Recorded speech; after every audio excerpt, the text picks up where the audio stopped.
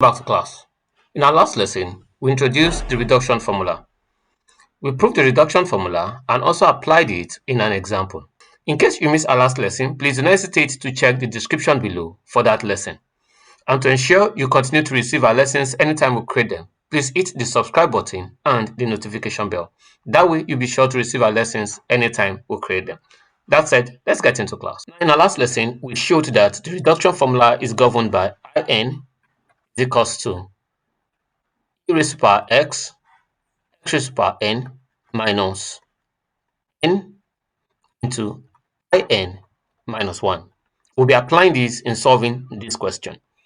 Now, here is the question is given as y is equals to the integral of x raised to the power 3 e raised to the power x with respect to x. Now, because my x here is raised to the power 3, I can pick this to be in the order of 3. That will be I3. Now, will be equals to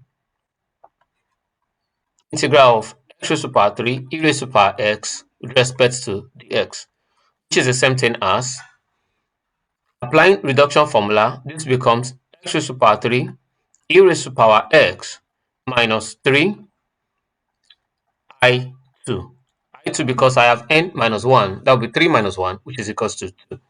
I can write this I3 that is equals to x raised to the power 3 e raised to the power x minus 3 I2. Now we'll define again for I2. I2 will be the same thing as x raised to the power 2 e raised to the power x minus 2 I1. That's 2 minus 1. And I1 will be the same thing as x raised to the power 1 e raised to the power x minus 1 I0.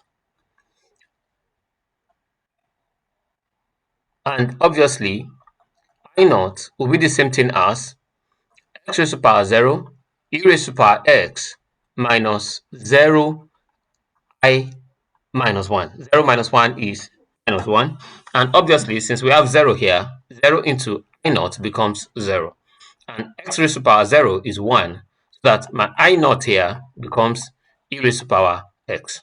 Now, in place of I0, we can consistently substitute e raised to the power x. So that I1 will be equals to x e raised to the power x minus e raised to the power x. Now, we're not going to substitute again. We're going to substitute for I1. So that I2 will be given as x raised to the power 2 e raised to the power x minus 2 I1. In place of I1, I will have x e raised to the power x minus e raised to the power x.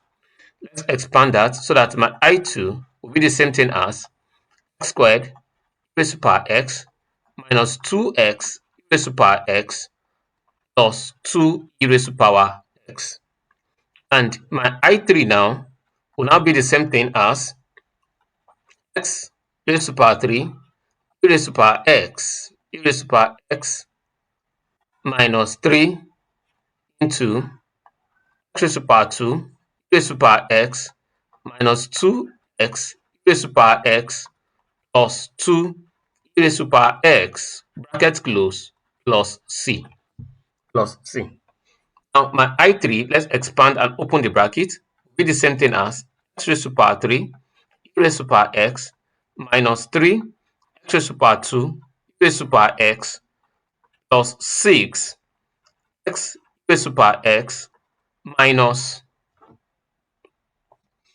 3 times plus 2 here becomes minus 6 e raised to the power x plus c.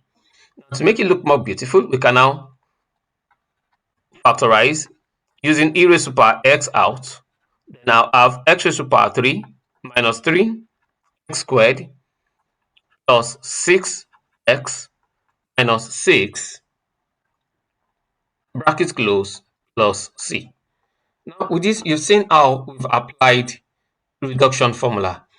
Even if I have this expression, if it is of the form of y equals to x raised to probably 10 raised to the power x with respect to the x, you can apply the same reduction formula to solve it gradually.